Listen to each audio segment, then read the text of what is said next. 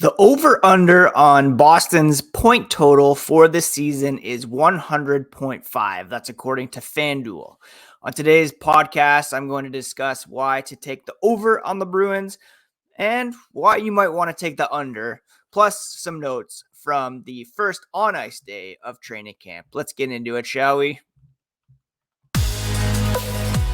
You're Locked On Bruins, your daily podcast on the Boston Bruins. Part of the Locked On Podcast Network, your team every day.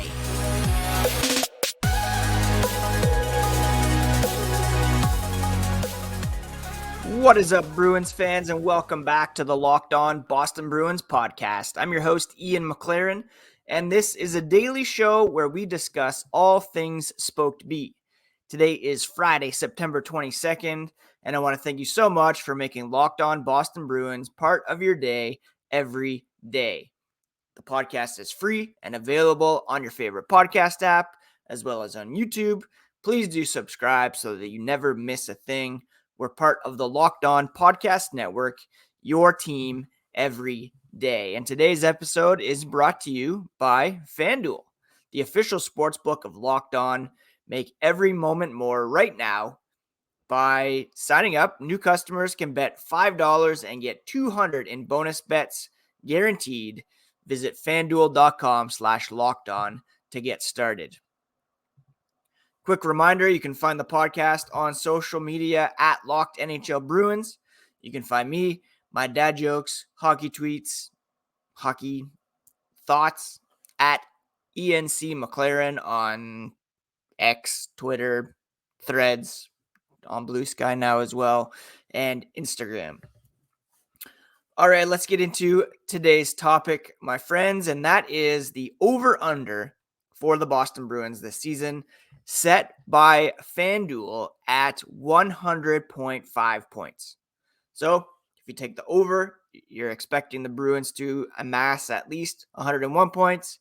If you take the under, you think they could be a 100-point team, but likely less. The Bruins are coming off a season in which they recorded 135 points. So this is 34.5 points fewer than they garnered last year. But some regression is not just to be expected, but pretty much guaranteed. They will not be as good as they were last season. But there are some indications that it's still a safe bet to take the over. Those of you who have been listening every day will know that I'm still very high on this team defensively. They have an elite goaltending tandem, arguably the best in the NHL between Linus Ullmark, Jeremy Swayman.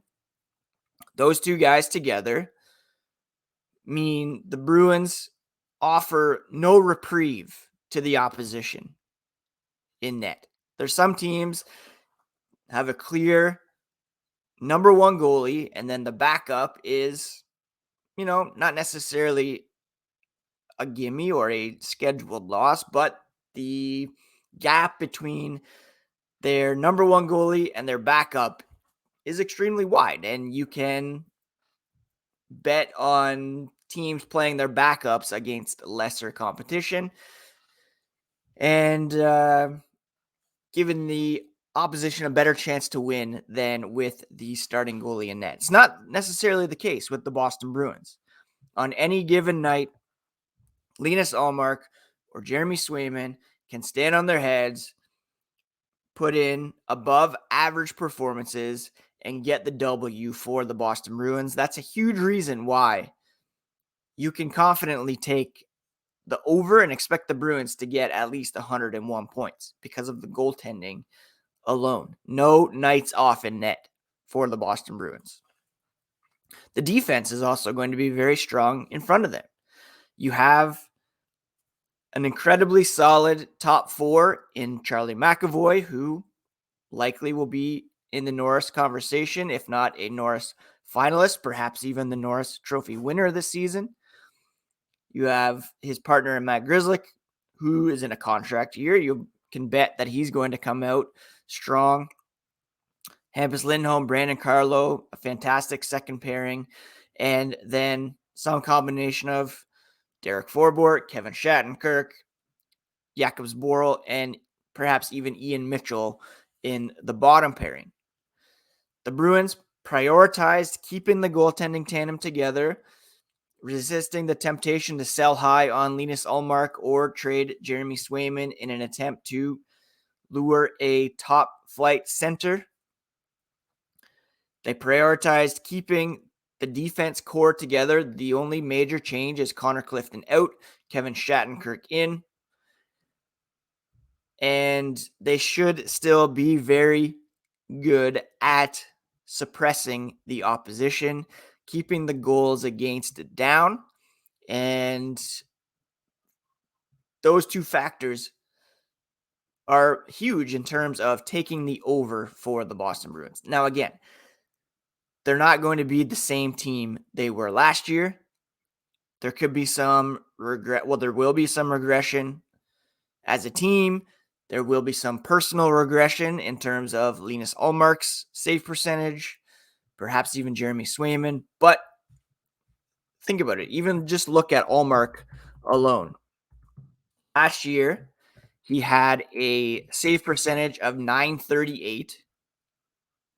But even if he comes back to his career average of .919, that's still very, very good. It's still very high end. And those numbers were in part recorded as a member of the Buffalo Sabres when they were in very down seasons.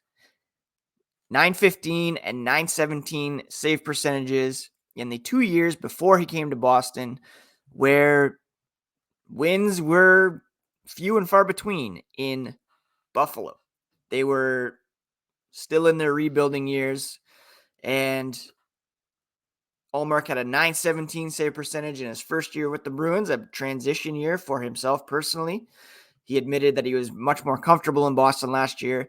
.938, even if he goes back to his career average of .919, still a very high-end goaltender with Jeremy Swayman as his 1B, who will step in and offer comparable, if not perhaps even better, save percentage for the Boston Bruins. So goaltending, defense, that's a big reason why I would say take the over with respect to the Boston Bruins.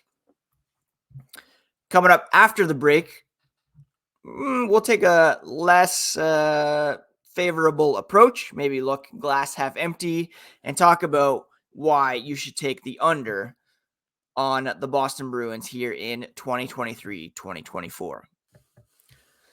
All right, let's talk for a moment about Birddogs. I have a few pairs of shorts and a pair of Birddogs pants, and let me tell you, I cannot take them off. They are so incredibly comfortable, and they have this liner on the inside with anti-stink sweat protection. Just incredibly comfortable and perfect for date night, perfect for walk around the neighborhood, for working out in. They're so versatile, so comfortable, and again, I can hardly take them off. Now, Birddogs right now is offering you a free Birddogs water bottle with every purchase. All you have to do is go to birddogs.com/lockedonnhl, enter promo code LockedOnNHL at checkout for the free Birddogs water bottle. That's birddogs.com/lockedonnhl for a free water bottle at checkout with a short shirt, pants purchase. You will not want to take your Birddogs off. I promise you, they are so incredibly comfortable. Thank you so much once again for making Locked On Boston Bruins part of your daily routine. Everydayers can expect a fresh episode on Monday, September 25th, where I will recap Boston's first exhibition game, which is set for Sunday evening against the New York Rangers, and bring you all the latest on the black and gold. We're going to get a look at their new Centennial jersey in-game action on Sunday. Very excited for that. And we'll kick off our game recap segments and bring you all the latest on the Bruins. Now, let's talk about why you might want to take the under on this team this year. Again, it's set at 100.5 points according to Fanduel. And if they go under, that's at least a 35-point drop from last season. That's big. That's a lot of losses added to their total last year. Of course, impossible to replicate what was an NHL record regular season in terms of wins, points, etc. Now, I've talked at length about how the Bruins' goaltending and defense will still be incredibly solid and give them a chance to win on every given night. But offensively, a lot of losses up front. Of course, Patrice Bergeron and David Krejci are gone. And while we're hopeful about Pavel Zacha and Charlie Coyle stepping up, a few weeks ago, I took a look around the Eastern Conference and ranked where their top two centers fell among Eastern Conference teams, and it was not great. I believe I put them at least in the bottom five. If you look at the Bruins, goaltending, defense, elite team around the NHL. But if you look at their forward core, leaves a bit to be desired in terms of where the goals are going to come from. You could argue that the Bruins have proven maybe three proven forwards in the top six. Brad Marchand, David Pastrnak, Jake DeBrusk. Pavel Zacha has yet to carry the load at center in the top six over the course of a full season. Of course, he played on the wing last year with Krejci and Pastrnak. Charlie Coyle, typically a third-line center for the Boston Bruins. And then the other spot is kind of wide open at the moment, and they're hoping for a resurgence from James Van Riemsdyk after a very down season in Philadelphia last year. Could Trent Frederick jump up and grab that second line left wing spot? Possibly. Could someone like Jesper Boqvist or Alex Chiasson surprise in camp and ride high exhibition shooting percentages to an NHL job in the top six? Maybe. Could Fabian Lysell make a jump? I had an argument with a guy on X yesterday saying that if Lysell doesn't make the team this year, then he's a bust and he should be traded. Well, he's still only 20 years old. He's had 1 year in junior, 1 year of pro hockey in North America. Still a bit premature for that. But it'd be amazing if he was able to step up and fill that scoring role this season. Yesterday, I tweeted that it's a very interesting situation up front for the Bruins. You probably have Captain Brad, Coyle, DeBrusk on the top line, JVR, Zacha, Pastrnak on the other top six line, Frederick, Morgan Geekie, who needs to take a step forward this season as well, with maybe Danton Heinen or Alex Chiasson on the right side, maybe Jesper Boqvist. And then the fourth line, probably Lucic, John Beecher, and Jacob Lauko, which will be a banger of a line, not necessarily the most offensive line. They've lost a lot of offense between Krejci, Bergeron, Taylor Hall, Nick Foligno, not to mention the guys they added at the trade deadline, Tyler Bertuzzi, who's probably going to have a monster year playing with Austin Matthews and Mitch Marner in Toronto. Dmitry Orlov helped push the offense from the back end. Some of these guys are going to have to come in on these $1 million contracts. Maybe Kevin Shattenkirk can provide a bit of a boost, a bit more offense than what we saw from Connor Clifton on the back end. But goals are going to be a bit more challenging to come by this season, and that is a big reason why to take the under. I still believe this team is a playoff team.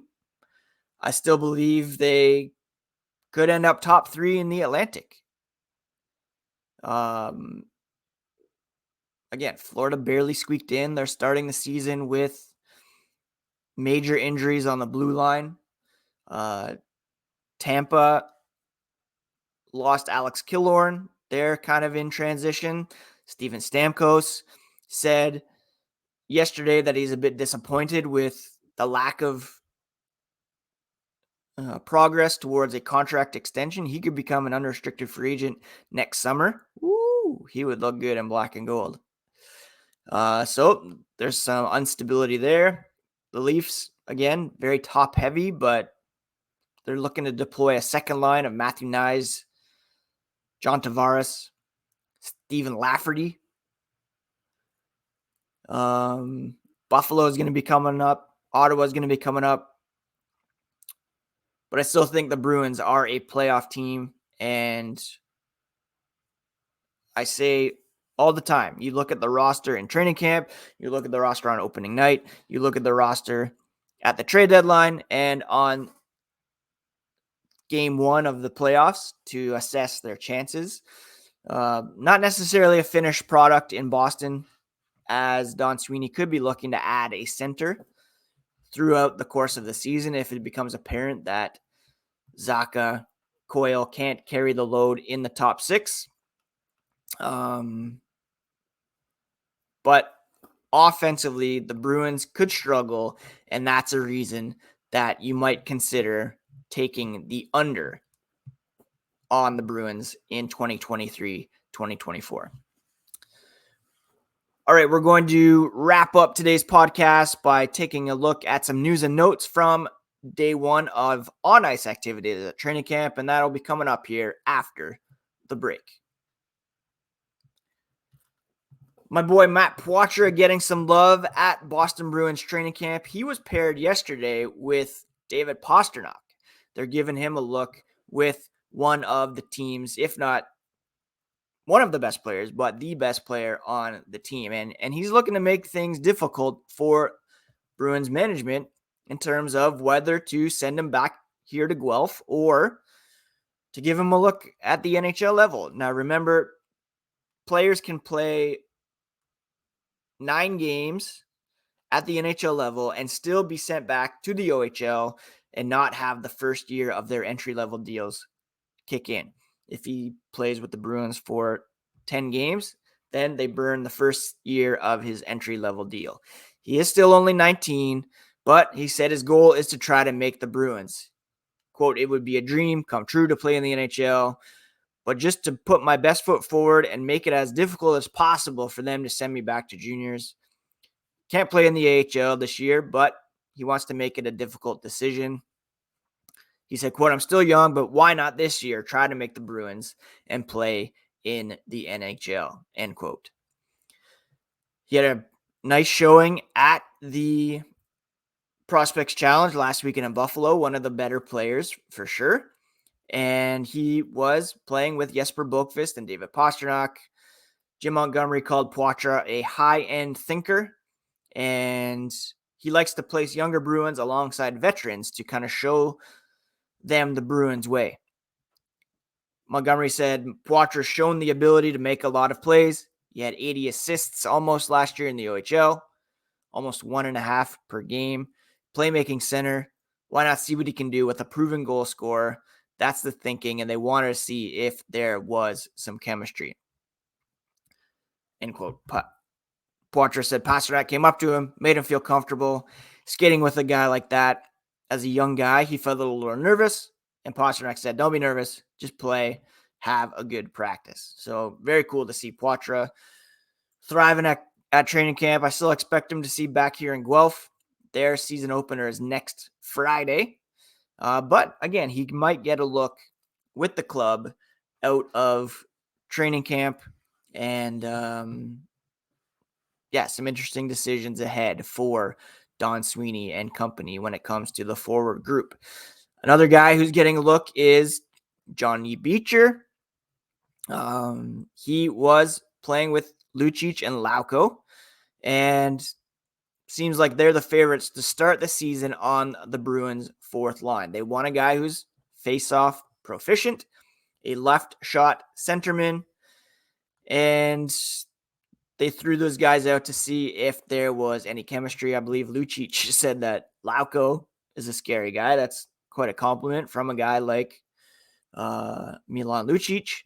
And so that is an early look at what the fourth line could be come opening night. Finally, Jeremy Swayman spoke for the first time since the end of last season. Said he's eager to team up with Linus Ullmark and keep those goalie hugs going. And again, that's a big reason why I think you could take the over with the Bruins, this special goaltending tandem. He also said of Brad Marchand becoming the captain, it's no surprise. That's the guy that wears the crest every day the right way, he said. And everybody in the locker room knew it was coming. Great honor for him. And Swayman said, quote, "I'm going to run through a wall for that guy, and same as everyone around me." We all know he's going to put in the work, show us what it's like to be a Boston Bruin through his actions, and of course, have a vocal presence as well. So full endorsement from Jeremy Swayman on behalf of the entire locker room for Brad Marchand being named captain, as if there was any doubt. The Bruins are scheduled to practice once again here on Friday. They will do so, I believe, as well on Saturday. They have 2 group practices at 10 a.m. and 12 p.m. respectively. I believe that's open to the public if you want to go check it out at Warrior Ice Arena. On Sunday, no pregame skate, but 5 p.m. preseason game versus the New York Rangers at TD Garden on Nessun Plus. And on Monday's episode, I will be sure to bring you all the news and notes from that game and a new format for how we're going to recap games here on the podcast this season. That's it for today's episode, my friends. I hope you are all doing well, taking care of yourselves, taking care of each other, having a good week. And thank you so much once again for joining me here on Locked On Boston Bruins, part of the Locked On Podcast Network, your favorite team every single day.